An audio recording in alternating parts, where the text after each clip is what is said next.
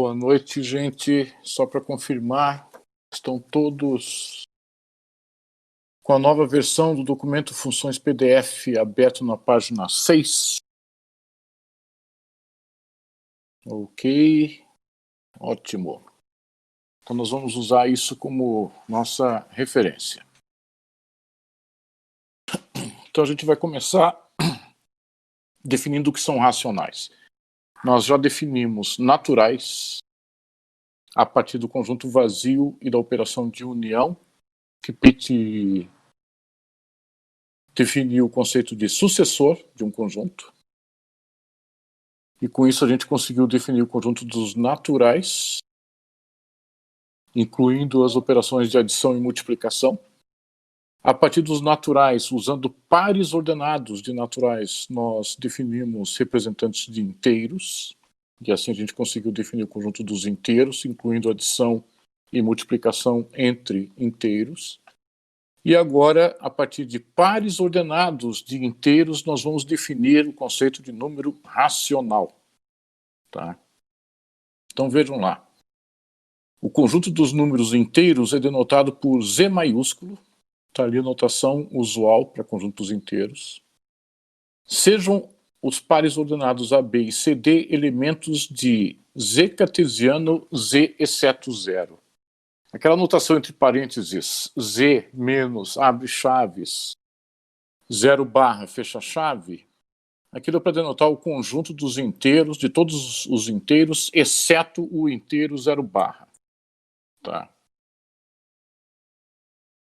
Então, esse Z cartesiano Z exceto zero é o conjunto de todos os pares ordenados de inteiros, onde a segunda entrada é diferente do zero inteiro. Estamos entendidos em relação a esses pares ordenados A, B e CD?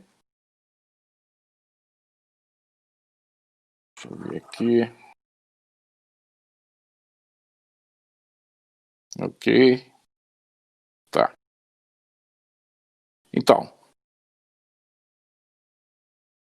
porque vocês devem lembrar que quando a gente definiu os inteiros a partir dos naturais, a gente não fez qualquer restrição sobre os pares ordenados de naturais. Mas para definir os racionais, é usual fazer essa restrição de que a segunda entrada desses pares ordenados é diferente do zero inteiro. Por abuso de notação, de agora em diante, vamos omitir a barra sobre cada inteiro. O fato da gente omitir essa barra debaixo de cada inteiro não significa que a gente vai confundir o conceito de número natural com o de número inteiro. Cada número natural continua sendo um conjunto finito, ao passo que cada número inteiro continua sendo um conjunto infinito. Então, nós vamos agora omitir essa barrinha por uma questão de conveniência, para seguir notações usuais. E agora vamos definir uma relação entre esses pares ordenados A, B e CD. Essa relação é denotada por aqueles símbolos que parecem dois tios, um em cima do outro. O André, essa exclusão do zero é para não haver divisões por zero? De fato, a ideia da exclusão do zero na segunda entrada desses pares ordenados é para ficar em acordo com a visão de que usualmente não se define divisão por zero, que nós não sabemos ainda o que é divisão. Tá? Até porque não é possível definir divisão nem entre naturais e nem entre inteiros. Agora, tem um pequeno detalhe nisso. É possível redefinir todos esses conceitos aqui, incluindo o zero inteiro na segunda entrada desses pares ordenados. Só que daí vocês vão ter uma construção diferente da usual para os inteiros. O que a gente está fazendo é simplesmente seguir algo que é padrão na literatura. Sim, isso que a gente acabou de falar, Leandro. Dessa maneira, estamos excluindo o elemento zero da segunda entrada desses pares ordenados. Ok aí, Leandro? Tranquilo aí, Leandro? Ok, tá. Então nós vamos definir essa relação ali. Aquele símbolozinho que parece dois tios entre os pares ordenados AB e CD, a gente chama de relação de equivalência. Então, esse par ordenado AB é equivalente ao par ordenado CD, significa simplesmente dizer que A vezes D é igual a B vezes C. Lembrando vocês, nós estamos multiplicando inteiros, e a definição de multiplicação entre inteiros já foi dada no nosso último encontro. Então, a equivalência entre um par ordenado AB de inteiros e um par ordenado CD de inteiros, lembrando que tanto B quanto D são diferentes do inteiro zero, simplesmente tem que haver essa igualdade entre primeira entrada vezes a segunda entrada do outro par e segunda entrada vezes a primeira entrada do outro par. E nós podemos negar essa relação de equivalência. Então, AB, o par ordenado AB, não é equivalente ao par ordenado CD, significa simplesmente a negação de que eles são equivalentes. Então, exemplos. Primeiro exemplo. O par ordenado 1, 2. Lembre vocês que esse 1 e 2, apesar de estarem sem a barra, nós estamos falando de inteiros. Então, o par ordenado 1, 2 de inteiros é equivalente ao par ordenado 2, 4 de inteiros. Por quê? Porque 1 vezes 4 é igual a 2 vezes 2. Estamos de acordo com esse primeiro exemplo? Ok. Ok. Tá bom. Segundo exemplo. O par ordenado 2, 4 de inteiros é equivalente ao par ordenado de inteiros 3, 6. Por quê? Porque 2 vezes 6 é igual a 4 vezes 3. No terceiro exemplo, o par ordenado 1, 2 é equivalente ao par ordenado 3, 6. Justamente porque 1 vezes 6 é igual a 2 vezes 3. Agora compare os exemplos 1, 2 e 3. Vocês vão ver que 1, 2 equivalente a 2, 4, 2, 4 equivalente a 3, 6 e 1, 2 equivalente a 3, 6. Isso também não é uma coincidência, isso sai como um teorema, a transitividade dessa relação de equivalência. Se nós temos pares ordenados alfa, beta, gama, e alfa equivalente a beta e beta equivalente a gama, então o alfa é equivalente a gama.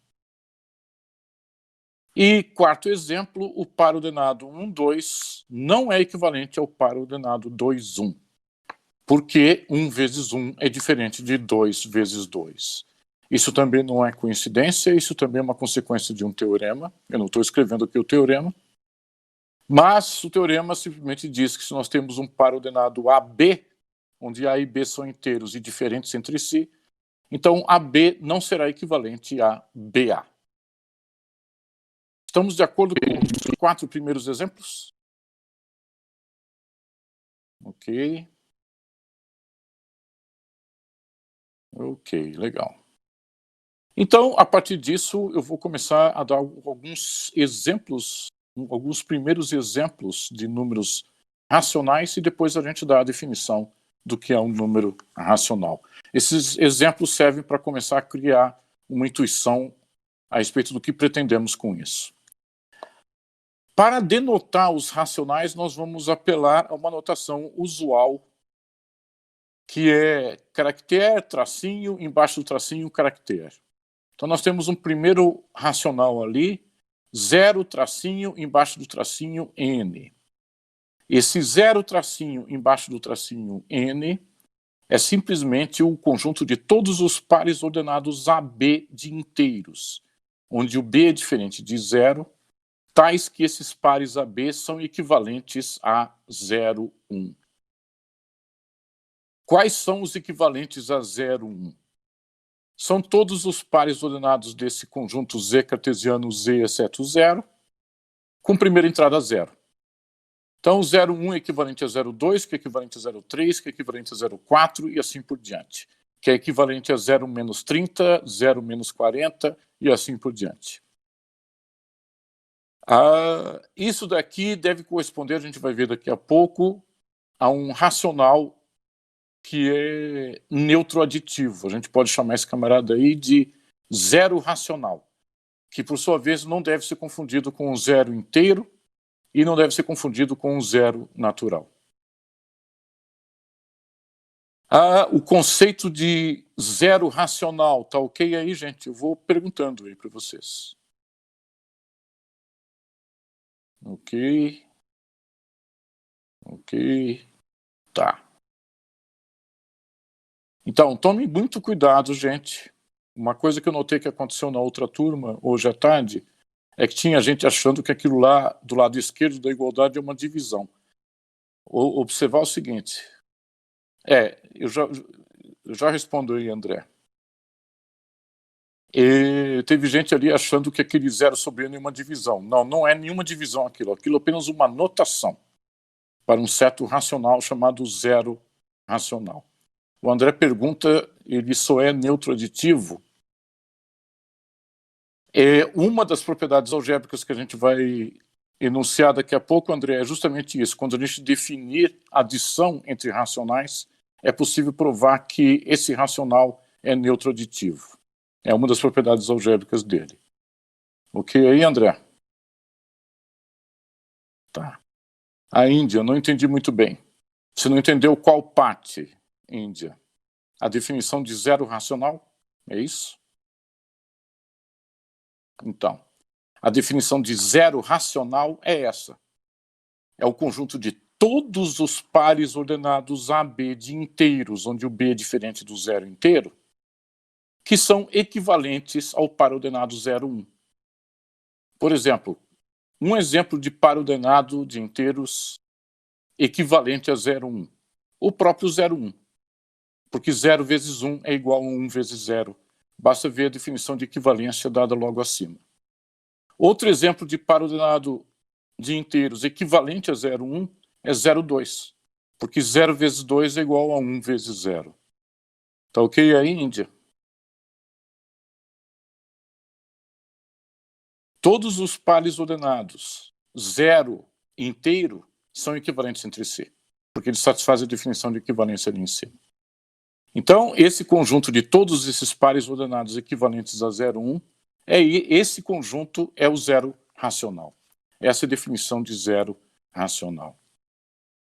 O Leandro, aquilo se lê tal que, eu não sei do que você está chamando, o que é o aquilo, Leandro? Você está falando da barrinha vertical?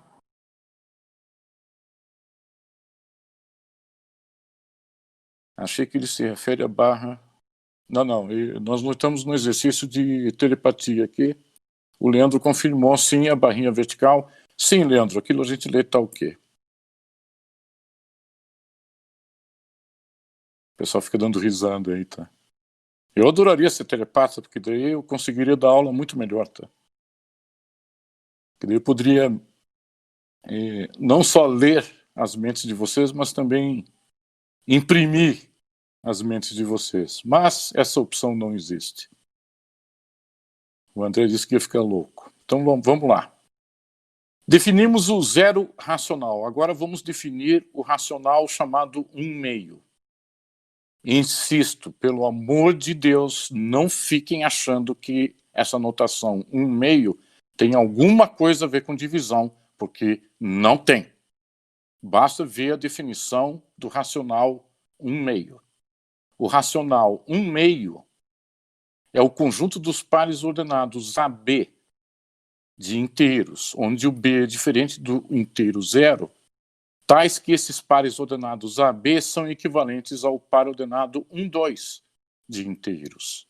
Então, são todos os equivalentes ao par ordenado 1, 2. Quem são os equivalentes ao par ordenado 1, 2? Bem, nos exemplos ali em cima, a gente já deu alguns casos. O par ordenado 1, 2 é equivalente a ele próprio, como sempre ocorre.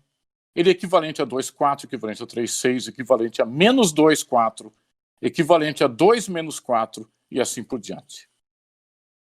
Então, o racional meio é o conjunto de todos os pares ordenados AB que são equivalentes a esse par ordenado 1, 2.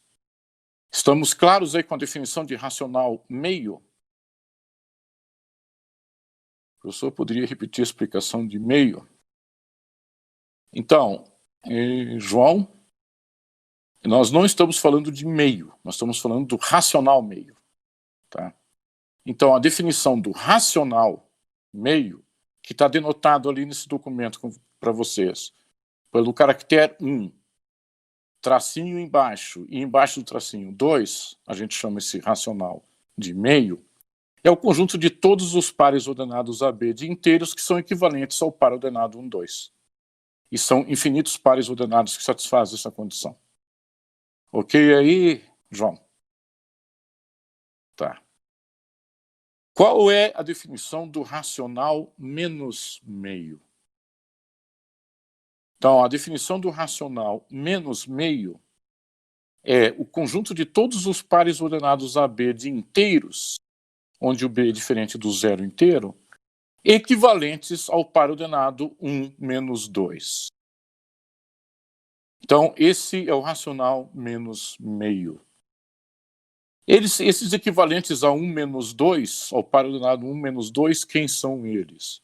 Menos 1, 2, 2, 4, menos 2, 4, 2 menos 4, menos 3, 6, 3 menos 6 e assim por diante. Então, esse conjunto, que também é infinito, define o racional menos meio. A definição do racional 2 sobre 1. O racional 2 sobre 1 é o conjunto dos pares ordenados AB de inteiros, onde B é diferente do zero inteiro, tais que esses pares ordenados são equivalentes ao par ordenado 6, 3. Quem são os equivalentes a 6, 3? O par ordenado 2, 1, o par ordenado 4, 2, o próprio par ordenado 6, 3, o par ordenado 8, 4, o par ordenado menos 6, menos 3, o par ordenado menos 2, menos 1, e assim por diante. São todos eles equivalentes a esse par ordenado 6, 3. Estamos de acordo com esses primeiros exemplos de racionais? Ok. Ok. Tá. Vamos para o racional menos 11 sobre 23. O que é o racional menos 11 sobre 23?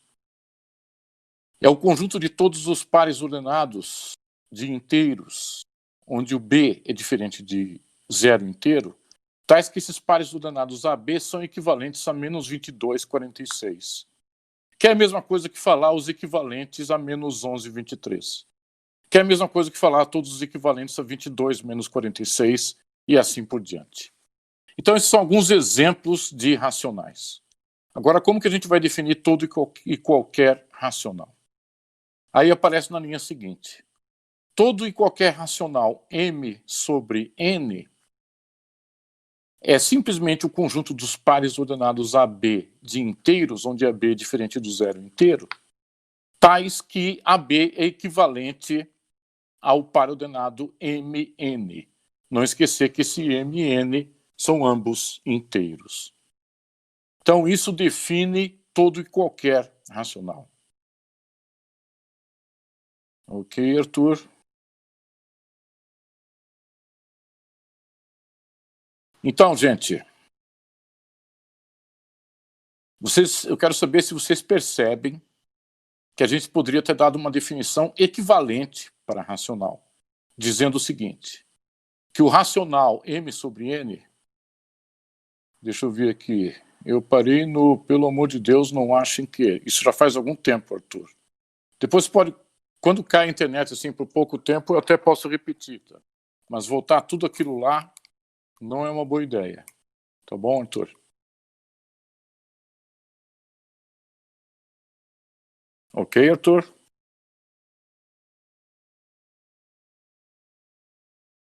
Arthur não está respondendo. Mas então, ó, gente.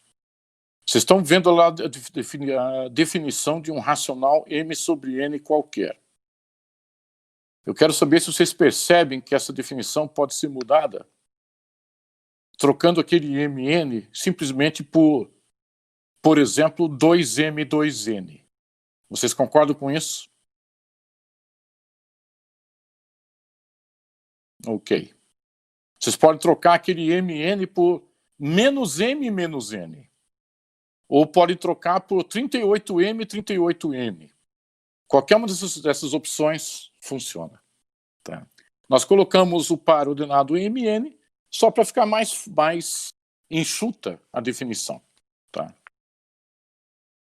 Então vamos lá. Sejam M, N, P e Q, poderia dar uma rápida explicada. Eu vejo o vídeo depois, ainda está ruim. As mensagens não são enviadas. Ok, Arthur. Eu notei que está com problema aí de conexão. Qualquer coisa, você pode ver a gravação, Arthur, e também a gente pode tirar dúvidas na quinta-feira, tá? Ou mesmo no final da nossa discussão hoje, sempre há espaço para tirar dúvidas. Mas então, agora que definimos o que são racionais, nós vamos definir duas operações sobre eles: adição e multiplicação. Você deve lembrar que quando a gente definiu adição e multiplicação entre inteiros, nós fizemos isso definindo operações sobre os representantes dos inteiros. No caso dos racionais, nós vamos adotar uma estratégia análoga. O que são os representantes dos racionais?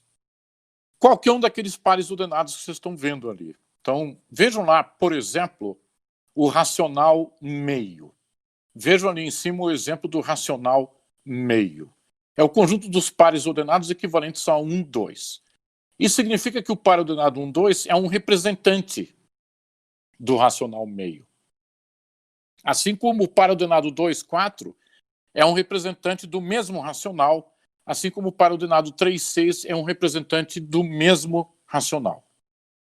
Então, cada racional admite infinitos representantes. Só que você deve perceber que se vocês compararem diferentes racionais entre si, eles nunca vão compartilhar um único elemento em comum entre eles.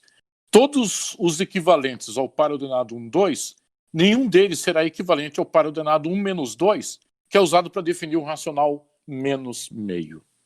Isso significa, na prática, que cada par ordenado AB de inteiros, onde o B é diferente do zero inteiro, corresponde a um único racional. É representante de um único racional.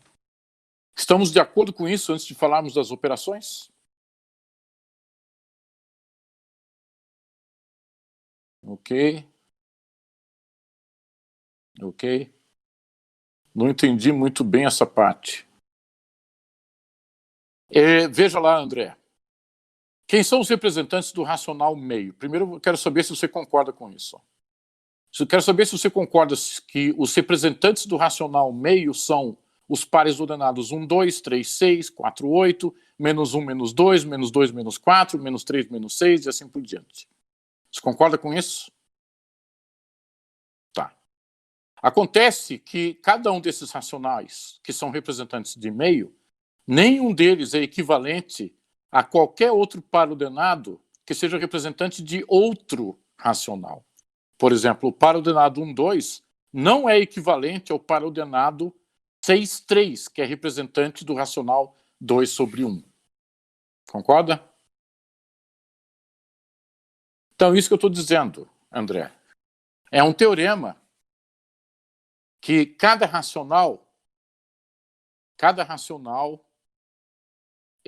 par de racionais, se você tem um racional R e um racional S, e eles são distintos, os representantes de R jamais serão representantes de S, e os representantes de S jamais são representantes de R.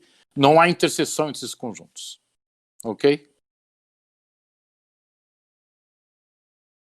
Então, essa é uma propriedade importante, isso é um teorema importante. Por quê? Porque se a gente souber operar assim como acontece com os inteiros, é uma situação análoga com quando a gente definiu os inteiros, Arthur.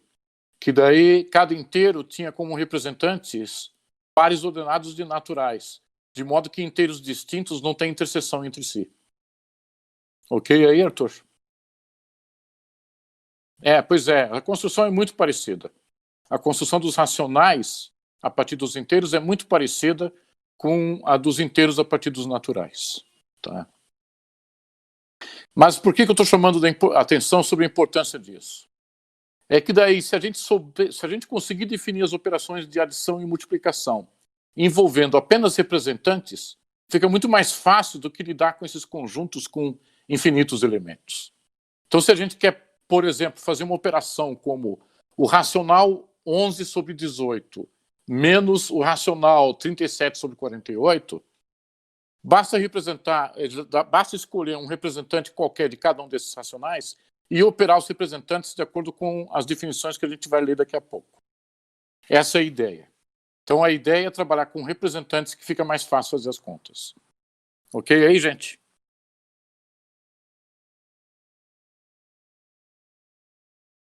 O André tá ok. E os demais aí? Tá tudo tranquilo? Então tá bom. Então vamos lá. Então nós vamos definir operações de adição e multiplicação sobre representantes de racionais. Ou seja, moral da história, sobre pares ordenados de inteiros, onde a segunda entrada de cada par ordenado é diferente do zero inteiro. Então, quanto que é o par ordenado Mn mais par ordenado Pq? Lembre vocês que Mn, P e Q são inteiros, onde N e Q são diferentes do inteiro zero. Eu não escrevi no texto, mas na próxima versão eu atualizo essa correção aí. Então, Mn mais Pq é o par ordenado que a primeira entrada é Mq mais Np, ou seja, primeira entrada vezes segunda entrada do outro, mais segunda entrada vezes primeira entrada do outro, e a segunda entrada desse produto é Nq, ou seja, segunda entrada vezes segunda entrada, só isso. E o produto entre representantes Mn e Pq é simplesmente MPNQ. Primeira entrada vezes primeira entrada, segunda entrada vezes segunda entrada. Essa é a definição de adição e multiplicação entre representantes de racionais. Notem vocês que essas operações de adição e multiplicação entre representantes de racionais são completamente diferentes das operações de adição e multiplicação entre representantes de inteiros. É fundamental vocês perceberem isso justamente porque, mudando a definição de adição e de multiplicação, muda as propriedades algébricas dessas operações. Pode repetir o que o senhor vai atualizar? Andy, eu tinha no texto, vocês estão vendo ali, está escrito, sejam M, N, P e Q inteiros. O que eu esqueci de escrever no texto é que N e Q devem ser diferentes do zero inteiro. É isso que eu tenho que atualizar na próxima versão. Ok aí, Andy? Andy? Eu não sei se eu que estou demorando para receber as respostas de vocês. Vamos ver o André. Enquanto eu aguardo a resposta do Andy. André, porque no primeiro caso o M só multiplica Q, sendo que o N multiplica P e Q. Como é que é? No primeiro caso, M só multiplica Q, sendo que N multiplica P e Q. Não, o N não está multiplicando P e Q, André, não sei do que você está falando. Olha, André, nós temos um par ordenado Mn somado de um par ordenado Pq. Isso deve resultar num par ordenado. Então, a primeira entrada desse par ordenado é Mq mais Np. E a segunda entrada é Nq. Só isso. Tá bom? Eu não sei o que é uma expressão. Vamos ver aqui o AND, porque aí o resultado seria um par com a segunda entrada sendo zero. Mas então, AND, nós não estamos avaliando a possibilidade da segunda entrada ser zero. Isso a gente deixa para um momento fora das nossas discussões daqui, tá? Mas precisa fazer essa ressalva de que tanto N quanto Q são diferentes do inteiro zero. Tá? O Leandro, pois o produto de dois números diferentes de zero não pode ser zero. Isso aí que está falando, Leandro Befa, isso sai como teorema. Mas a gente pode falar sobre isso daqui a pouco, assim que a gente discutir em mais detalhes essas operações. Mas isso que você falou, Leandro, é de fato um teorema, apesar de não ter escrito esse teorema aqui nesse documento. Então vamos começar primeiro com alguns exemplos. Quanto que é o racional 1/3 somado do racional menos 2/5? Por isso que eu escrevi a interrogação. Então, no primeiro exemplo, nós temos o racional 1/3 somado do racional menos 2/5. Para fazer essa operação, nós escolhemos um representante qualquer de cada um dos racionais. Então, nosso amigo Craig tinha interrompido, agora continuando aqui. Então, aqui nós escolhemos um representante, vamos ver aqui o André. Nesse exemplo, o 1/3 seria de fato 2 pontinhos, 3, e não 1/3 racional. Olha, André, nós definimos o conceito de racional, está ali em cima. O que é o racional M tracinho N embaixo. Então são todos os pares AB de inteiros, onde B é diferente do zero inteiro, equivalentes ao par ordenado MN. Então, aqui nós temos simplesmente uma notação para um racional, 1/3. Agora, a questão é, quais são os representantes que eu posso escolher para o racional 1/3? Qualquer um deles. Eu aqui escolhi o representante par ordenado 3,9. Mas vocês não têm obrigação de escolher o 3,9, vocês podem escolher outro, como, por exemplo, -3 menos 9, ou 1/3, ou -1 menos 3, tá? Ou 3090, como você colocou ali, exatamente. Qualquer representante vocês podem escolher. Então, um dos representantes do racional 1/3 é o par ordenado 3,9. Vamos ver o Daniel. Sei que não devemos pensar que a representação com a barra na horizontal é uma divisão. Vocês falam coisas tão estranhas. Não devemos pensar.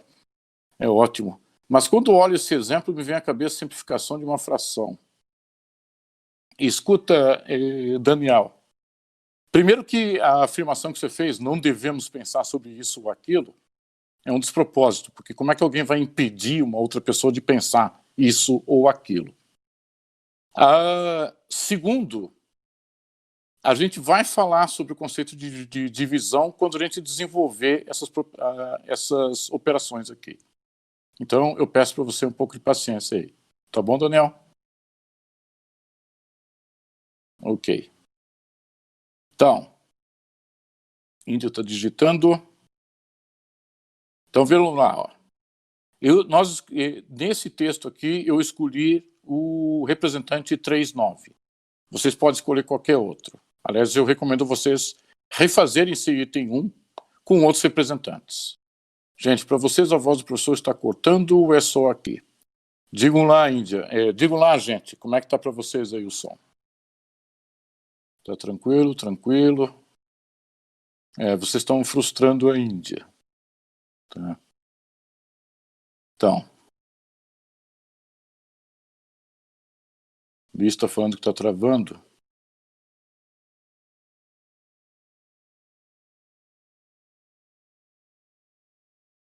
Ok. Então eu vou fazer o seguinte, gente. Só me deem uma pausa aí, eu vou sair e entrar de novo, quem sabe melhor para o pessoal aí. Só um minutinho.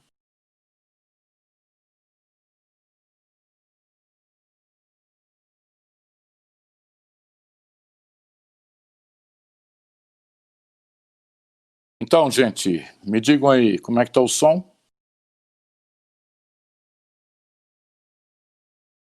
Hello? Normal, normal? Ok. Tá top. Top é melhor, tá? Então, vamos lá. Natiele, um dos representantes de -2/5 poderia ser o par ordenado -10, 50. Não, Natiele. O par ordenado -10, 50 é um representante do racional -1/5. Você pode usar como representante o par ordenado -20, 50. Ok aí, Natiele? É só aplicar a definição de equivalência dada lá em cima. Vamos ver. Tá. Então tá.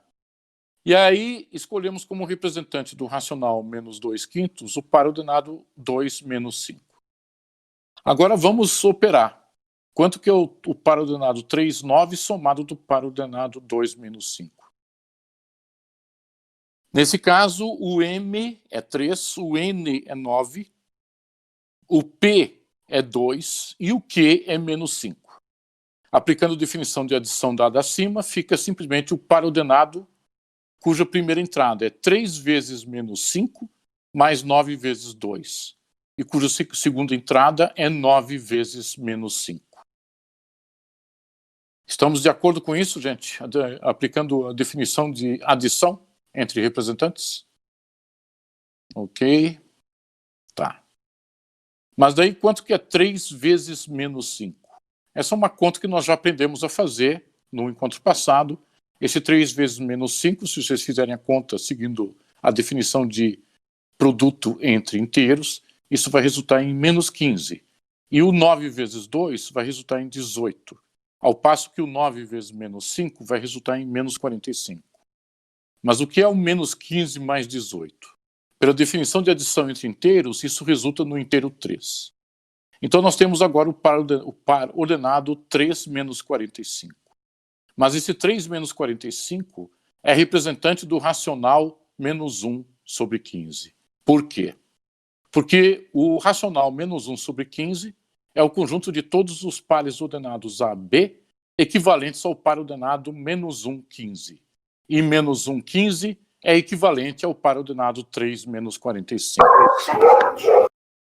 Microfone. Logo, o racional 1/3 mais o racional menos 2/5 resultou no racional menos 1 sobre 15.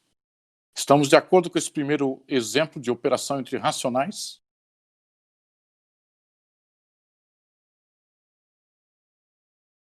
Ok. Tá. O Arthur está gostando, isso é bom. O par ordenado menos AB equivalente ao par ordenado A menos B? A resposta é fácil, né, o Leandro? Veja a definição lá em cima de equivalência. Para que menos AB seja equivalente a A menos B, é necessário que menos A vezes menos B seja igual a B vezes A. Não são iguais, Leandro? Leandro? Sim, pronto. Viu? Note que você mesmo poderia ter respondido isso.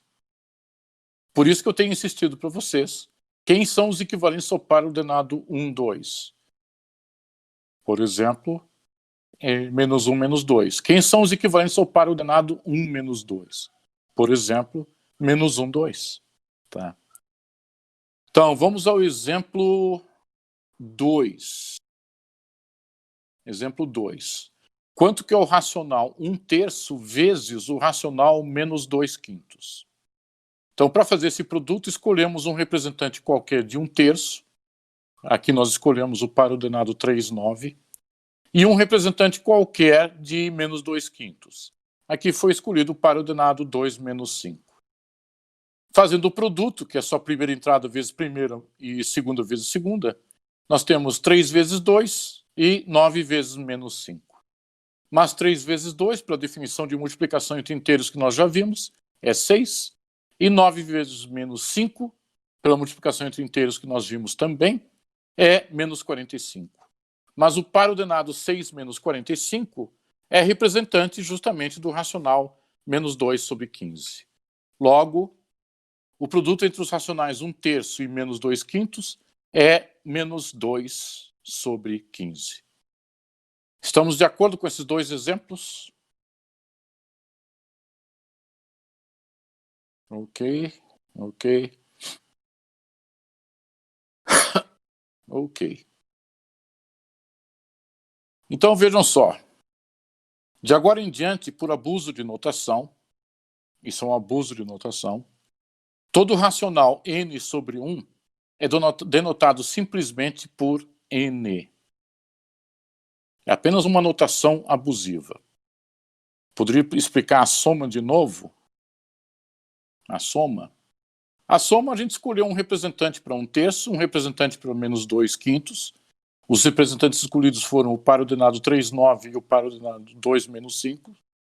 Usamos a definição de adição dada logo acima e resultou num par ordenado 3 menos 45, que é representante do racional menos 1 sobre 15. Pura, simples aplicação da definição de adição de pares de representantes de racionais. Ok? E aí, Leandro, a definição está dada lá, é só fazer as substituições. Só fazer as substituições. Então vejam lá, ó, isso aqui é importantíssimo, gente.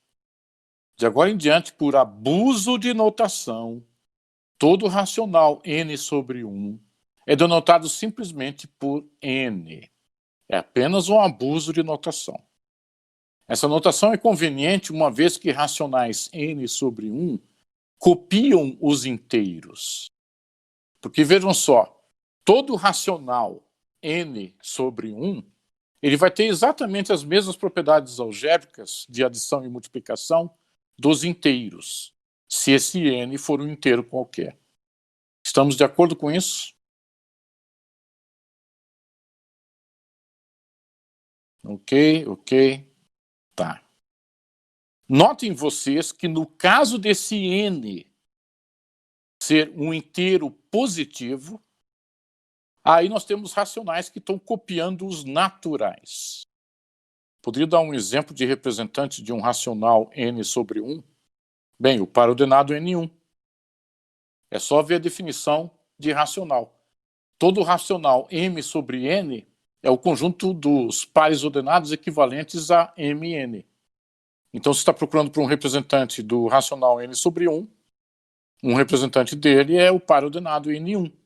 Outro, o par ordenado 2n2.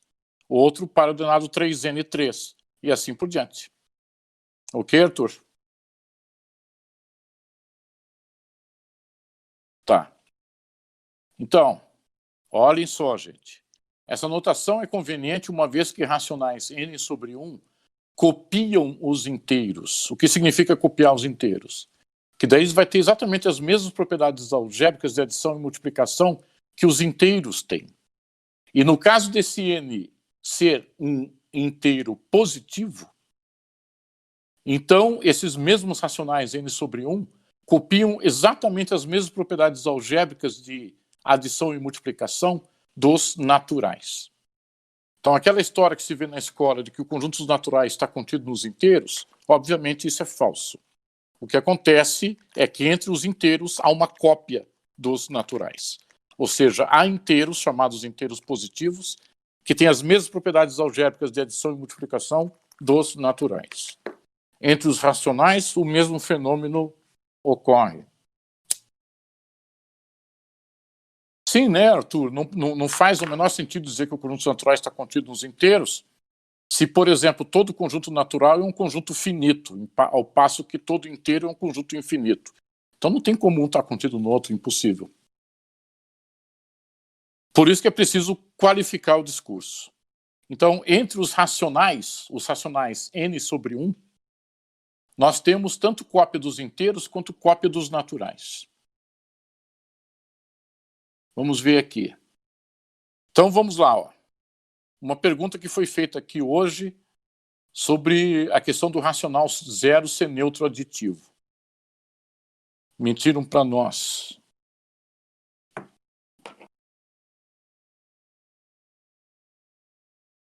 Então, gente, olha aqui. Ó. A questão do racional zero ser neutro aditivo. Eu vou deixar isso como teorema para vocês provarem. Tá? Isso aqui é um teorema muito fácil de provar. Não vai valer nota, só vale nota aquilo que está impresso, aquilo que está colocado nesse documento. Hoje a gente vai passar um exercício para fins de avaliação.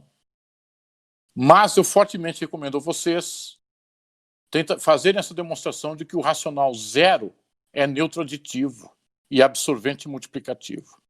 Deixa eu ver o que o André colocou. Abolição da escravidão no Brasil no ensino fundamental, feelings. Gente, vocês não fazem ideia. Vocês não fazem ideia do quão grave a situação é. Mas tudo bem, vamos lá, vamos continuar. Porque o problema não é só da escola, o problema é também de vocês.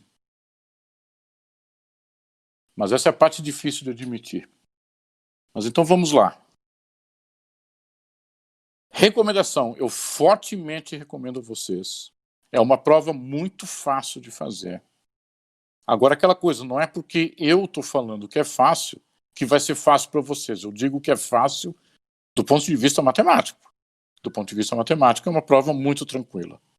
Mas a questão é que vocês precisam exercitar essas demonstrações, vocês precisam fazer essas demonstrações, caso vocês sejam honestos o bastante para realmente estarem dedicados à área que estão abraçando. Então eu deixo como atividade para vocês, uma atividade sem valer nota, provar que o racional zero é neutro aditivo e absorvente multiplicativo. Ou seja, o racional zero somado de qualquer racional R é R. E o racional zero multiplicado por qualquer racional R é zero. O racional 1 é neutro multiplicativo, também fácil de provar. As operações de adição e multiplicação entre racionais contam com as mesmas propriedades algébricas de adição e multiplicação entre inteiros, por isso que é possível copiar os inteiros lá dentro. No entanto, entre os racionais há uma propriedade algébrica que não ocorre entre os inteiros. E isso é imprescindível vocês entenderem. Vejam bem, para todo racional diferente de zero, existe simétrico multiplicativo. Então, para todo racional diferente de zero racional, existe simétrico multiplicativo. Então, essas duas operações, adição e multiplicação de racionais, têm sim as mesmas propriedades algébricas de adição e multiplicação de inteiros. Mas elas, além dessas propriedades algébricas, contam com uma nova propriedade que nem os naturais e nem os inteiros têm, que é a existência de simétrico multiplicativo. Então, isso eu provo aqui nesse documento. Veja o que foi feito ali. Nós temos um par ordenado AB. Lembre vocês que esse B deve ser um inteiro diferente do zero inteiro. E o A deve ser diferente de zero inteiro também. Por quê? Porque o enunciado do teorema é esse. Qualquer racional diferente de zero admite simétrico multiplicativo. Para ser diferente de zero, essa entrada A também tem que ser diferente do zero inteiro. Então, aquele par ordenado AB que vocês estão vendo ali é um representante de algum racional. Dependendo dos valores escolhidos para B, vocês vão ter um racional específico. Muda a escolha de A e B, pode mudar o racional que ele está representando. Agora, o que acontece se multiplicar esse representante AB pelo representante BA? Pelo representante BA. Usando definição de multiplicação, isso resulta do par ordenado ABBA. Mas acontece que o que é aquele ABBA? Aquele AB é uma multiplicação entre inteiros A e B. Multiplicação essa que, por sinal, é comutativa. Então, aquele BA é igual a AB.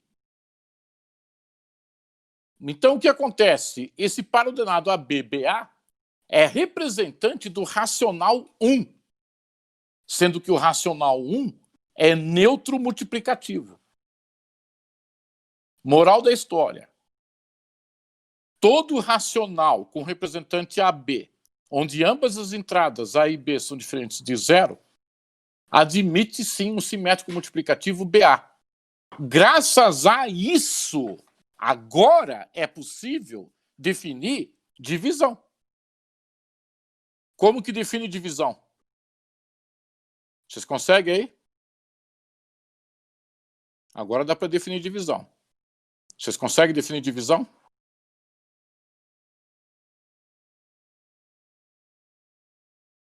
Eu estou escrevendo aqui, mas seria bom se vocês tentassem aí enquanto eu estou escrevendo aqui. Então escreve, Andy. Você colocou a ideia, ok. Mas escreve aí, como é que fica então a definição?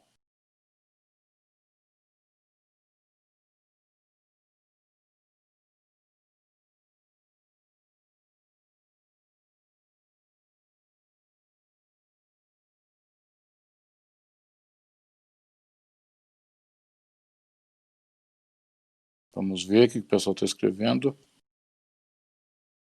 Ó, eu já escrevi, só não coloquei aqui ainda. Quero saber se vocês vão fazer aí. Como definir divisão entre racionais? Andy está fazendo.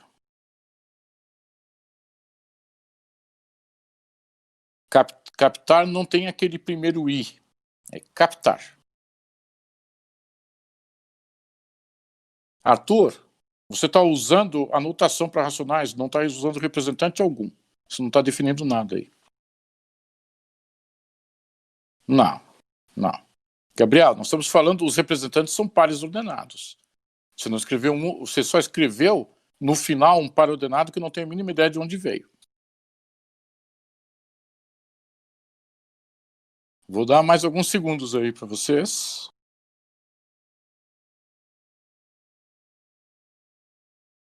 Aí, ó, o Andy, ó. É isso aí. Então, olha só o que o Andy escreveu. O que é AB dividido por CD? É AB vezes DC. É claro que tem que fazer as ressalvas de que tanto A quanto B, os dois são diferentes do zero inteiro. Feita essa ressalva, o Andy escreveu exatamente a definição de divisão. Tá ok aí, gente? Estamos de acordo?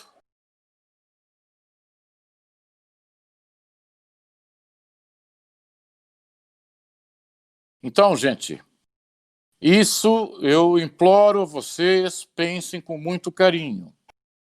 A multiplicação, pois é, Gabriel, olha só. A multiplicação entre inteiros não admite simétrico multiplicativo para todo e qualquer inteiro. Só existem dois inteiros que têm simétrico multiplicativo, que são o inteiro 1 e o inteiro menos 1. O resto, nenhum deles tem. Vamos ver. Uma operação algébrica entre o par ordenado AB, tal que A e B são diferentes de zero, e BC, tal que ambos são diferentes de zero. Da publicação. Sim, é isso aí, André. O que você escreveu, André, é uma descrição mais detalhada a respeito do que quem que tinha escrito ali? O Andy, do que o Andy tinha escrito. Então, a divisão é a multiplicação de um racional pelo simétrico multiplicativo de outro racional. Isso que eu estou chamando a atenção, Arthur. Isso que eu estou chamando a atenção. Então, pelo fato de não haver simétrico multiplicativo para todo e qualquer inteiro, isso significa que não é possível definir divisão entre inteiros. Simples assim.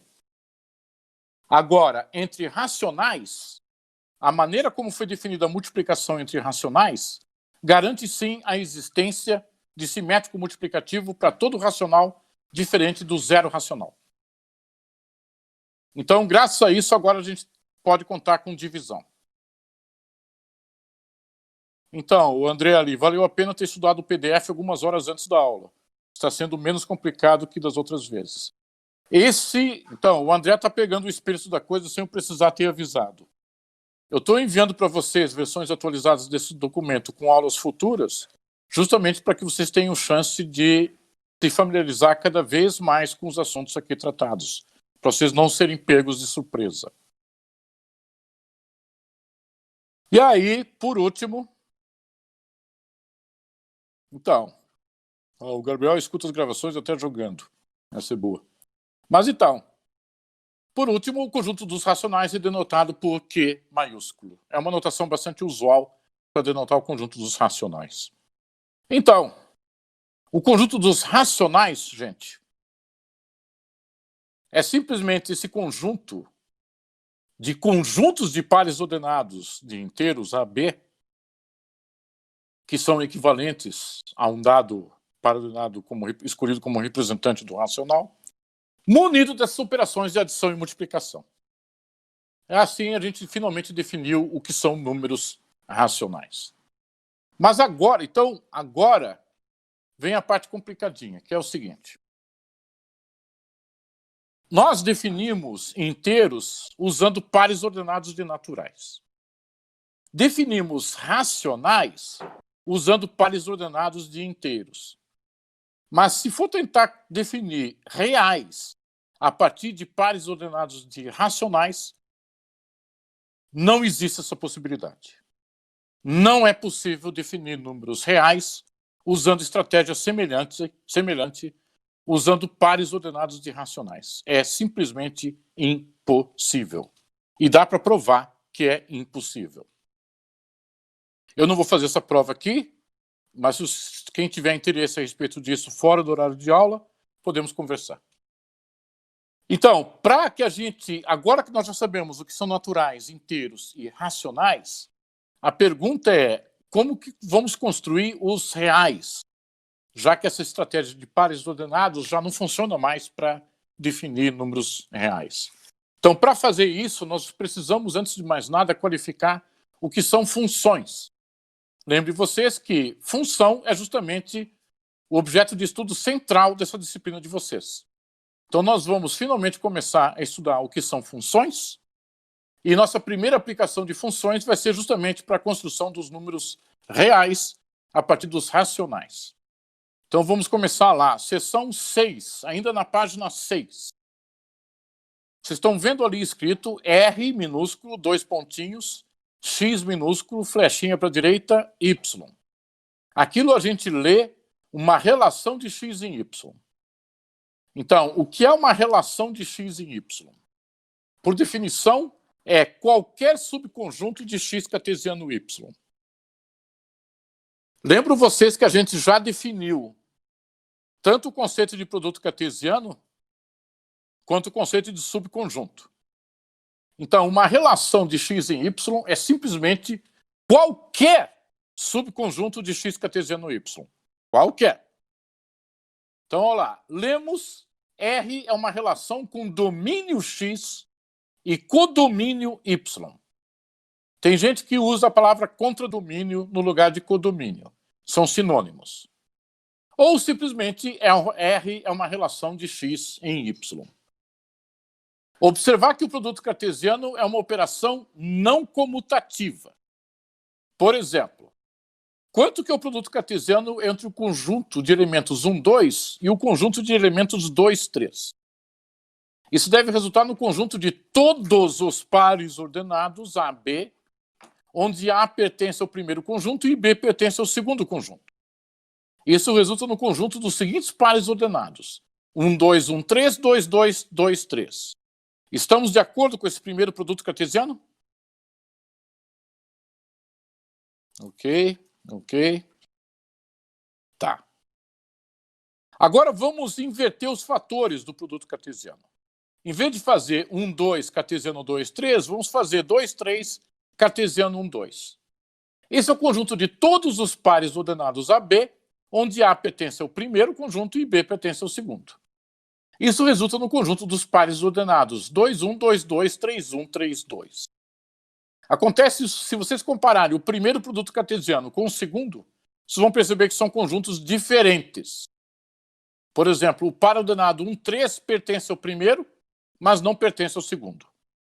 Consequentemente, pelo axioma da extensionalidade, são conjuntos diferentes. Concordam com isso? O Leandro disse não para o quê, Leandro? Agora que eu vi o teu não aqui. Não para o quê? Tá, agora entendeu. Então tá bom. Então o Leandro está pegando no tranco. Então, moral da história, o produto cartesiano 1, 2 por 2, 3 é diferente do produto cartesiano 2, 3, 1, 2. Esse fato permite distinção, ou seja, discriminação, entre domínio e codomínio de uma relação. É justamente pelo fato do produto cartesiano ser não comutativo que permite a gente diferenciar o que é domínio e o que é codomínio. Exemplos. Digamos que X é o conjunto 1, 2. Veja que esse conjunto aqui é o mesmo conjunto que a gente exemplificou lá em cima. E digamos que Y é um conjunto com elementos 2 e 3, que, por sinal, também é o mesmo conjunto que a gente já exemplificou acima. Exemplos de relações de X em Y, ou seja, com domínio X e contra domínio Y. Primeiro exemplo, conjunto vazio. De acordo com a definição, uma relação de X em Y é qualquer subconjunto de X cartesiano Y. Mas a gente já provou que vazio é subconjunto de qualquer conjunto. Então, vazio é uma relação de X em Y. Estamos de acordo com o exemplo 1? Ok, ok, ok. Tá. Exemplo 2. X cartesiano y. O próprio x cartesiano y é uma relação de x em y. Por quê? Bem, uma das coisas que a gente provou também é que todo conjunto é subconjunto dele mesmo. Então, para ser uma relação de x em y, é necessário ser subconjunto de x cartesiano y. Mas como todo conjunto é subconjunto dele próprio, então x cartesiano y é subconjunto de x cartesiano y e, portanto, é um caso particular de uma relação de x em y.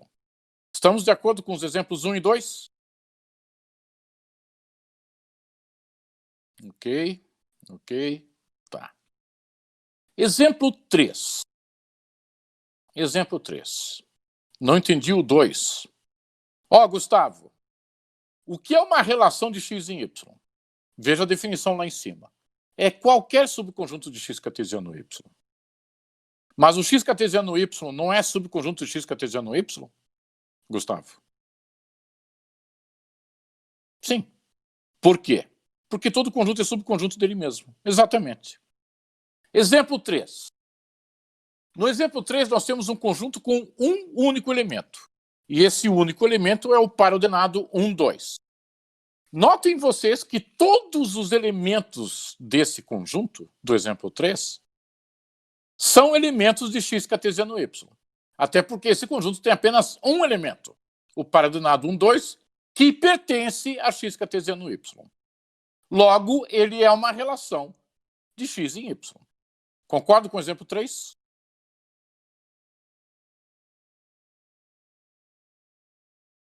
Ok, ok.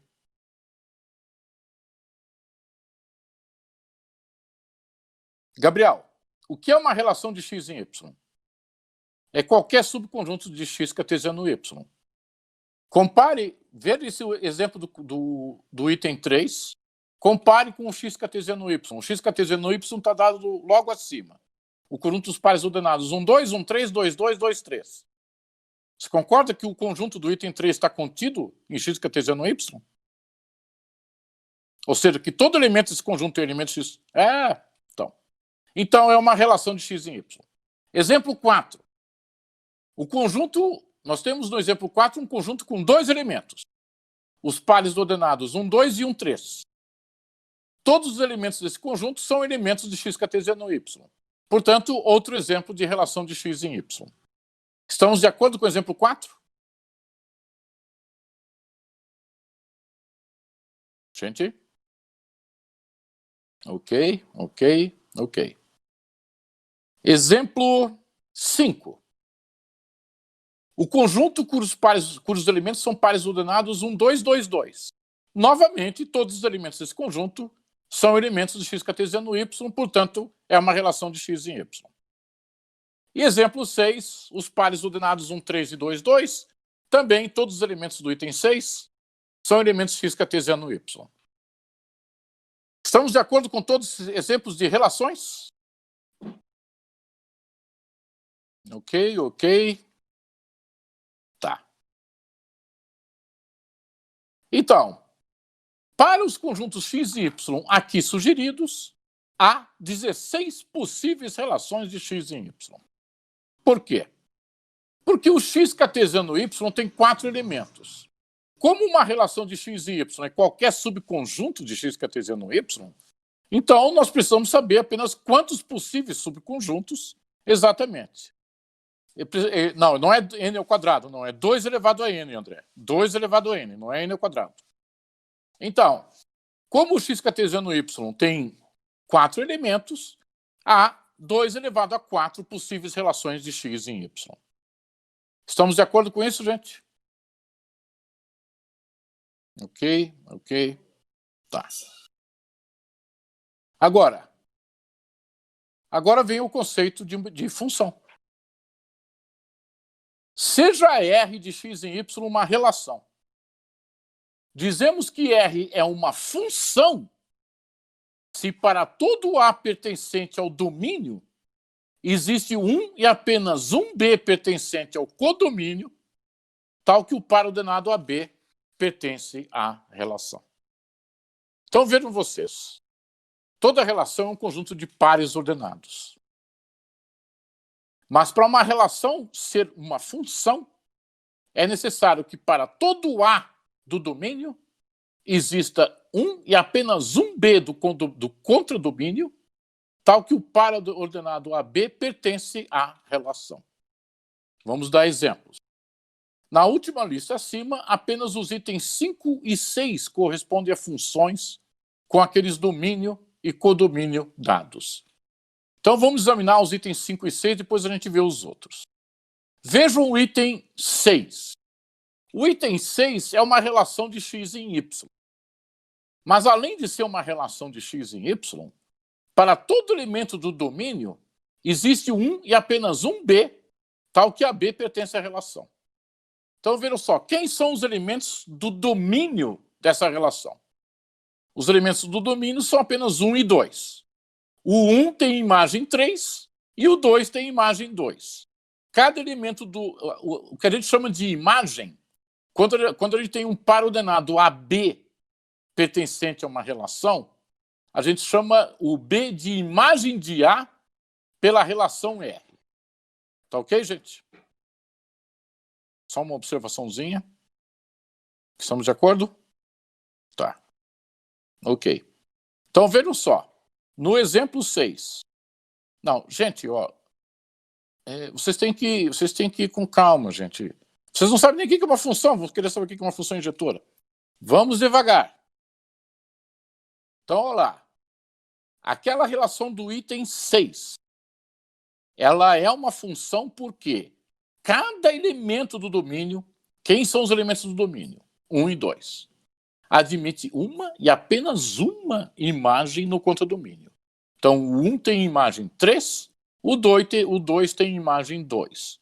Portanto, o item 6, além de uma relação, é uma função. Estamos de acordo sobre o item 6? Ok. Ok. Os demais. Gabriel, me diz aí. Ó.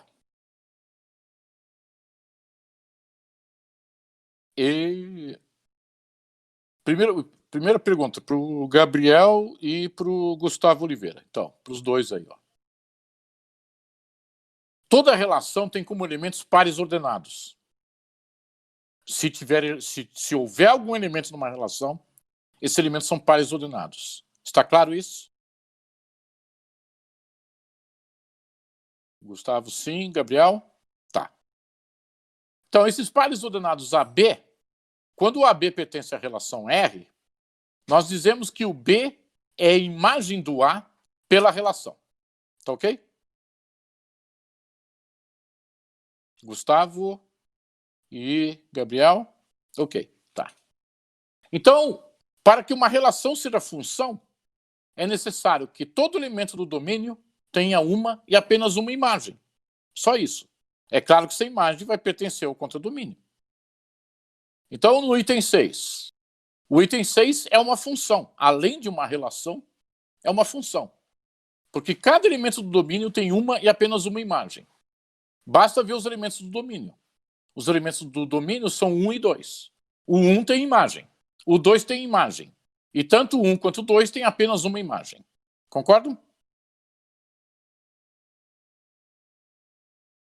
Ok. E Gabriel? Tá. Então, o item 6 é uma relação que é função. O item 5. O item 5 é outro exemplo de relação que é também função. O item 5 é formado pelos pares ordenados 1, 2 e 2, 2. Cada elemento do domínio tem imagem. O 1 tem imagem 2, o 2 tem imagem 2. E apenas uma imagem. Logo, o item 5 é uma função. Estamos de acordo que o item 5 é função? Ok, ok. Tá. Ok. Item 4. O item 4 é uma relação que não é função de x em y. Por que não é função? Primeiro que não é todo elemento do domínio que tem imagem no item 4. O 1 tem imagem, mas o 2 não tem. Então, isso por si só já basta para provar que o item 4 não é função, apesar de ser uma relação. Mas, além disso, está violando outra condição também. O 1 do domínio tem mais de uma imagem. O 1, na relação do item 4, tem imagem 2 e tem imagem 3. Logo, é apenas uma relação, mas não uma função. Estamos de acordo com o item 4? Ok. Ok. Ok. Item 3. O item 3 é uma relação de x em y que não é uma função de x em y. Porque o item 3 tem um único par ordenado. Apenas o 1 admite imagem. Essa imagem é única. Mas não é função porque não é todo elemento do domínio que tem imagem. Logo, o item 3 é uma relação que não é função. Deixa eu só ver se entendi. Se eu montasse uma relação 3, 5, 3, 7, essa relação não seria uma função. Então, Matheus, o exemplo que você está dando é um conjunto de pares ordenados em que o 3 tem imagens distintas. Nessa relação, veja só, você não explicitou qual é o domínio, não explicitou qual é o contradomínio. Digamos que o domínio dessa tua relação seja um conjunto que tem apenas o elemento 3. Tá? E o contradomínio tem como elementos 5 e 7. Então, nesse caso, mesmo o domínio tendo apenas o elemento 3, ou seja, todos os elementos do domínio têm imagem, você está violando uma das condições de que essa imagem deve ser única. Logo, de fato, esse exemplo que você deu é uma relação que não é função. Ok aí, Matheus? Ok. Estamos de acordo que o item 3 também não é função? Ok. Ok. Ok. Item 2. X cartesiano y. X cartesiano y é uma relação de x em y. Mas é uma função? Não é, porque x cartesiano y está escrito lá em cima. Conjunto dos pares ordenados 1, 2, 1, 3, 2, 2, 2, 3. O 1 do domínio tem mais de uma imagem, tem como imagens 2 e 3. Logo, não é uma função. Estamos de acordo que o item 2 é uma relação que não é função de x em y? Ok. Ok. E o item 1, conjunto vazio. Conjunto vazio é uma relação de x e y, mas é uma função de x em y? Não é função porque todo elemento do domínio tem que ter imagem. Os elementos do domínio são 1 e 2. Nenhum deles tem imagem alguma na relação vazia. Logo, vazio, apesar de ser uma relação de x em y, não é uma função de x em y. Estamos de acordo com todos esses exemplos? Toda função é uma relação, mas nem toda relação é função. Exatamente. Exatamente. E aí, complementando o que o Daniel escreveu, notem vocês que toda função é um conjunto de pares ordenados. Nem todo conjunto de pares ordenados é função, como bem observou Daniel. Tá? E agora, exercício. Então, esse exercício na seção 6.1 faz parte de avaliação. Seja X o conjunto cujos elementos são 3, 2 e 5. Vamos ver o Leandro. Para cada entrada do domínio, admite apenas uma saída no contradomínio. A gente não está chamando de entrada ou saída, até porque, a bem da verdade, essa terminologia entrada e saída é profundamente inadequada. Profundamente inadequada. Tá? Por que isso? Porque esses termos, entrada e saída, são usuais em computação. E a matemática ela é repleta de funções não computáveis. A maioria das funções da matemática são funções não computáveis, ou seja, não implementáveis em máquinas. Tá? Então a gente chama simplesmente de elementos do domínio e imagem pela função. Tá? Ok aí, Leandro? Bem, exercício. Então, exercício 6.1, como eu falei para vocês, para fins de avaliação. Seja X o conjunto cujos elementos são os racionais 3, 2, 5 e Y o conjunto cujos elementos são os racionais 3, 7. Dar exemplo de relação R de X em Y que não seja função e relação S de X em Y que seja função. Não esqueçam vocês que quando se pede para dar exemplo, eu não deveria estar repetindo isso, mas a experiência mostra que professores têm que repetir, sabe Deus por quê? Pelo menos aqui no nosso país. Então, eu vou insistir com vocês, não basta vocês darem os exemplos, vocês precisam justificar. Se vocês acham que um certo conjunto R de pares ordenados não é função, é uma relação de x e y, mas não uma função, vocês têm que justificar. Se vocês exibem uma S que é função, vocês têm que justificar. Então, são dados dois conjuntos, x e y. Você só tem que dar exemplo de uma relação R de x e y que não seja função e uma S que seja função. Está claro o enunciado do exercício?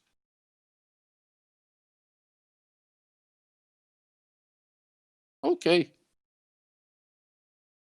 Ótimo. Ótimo.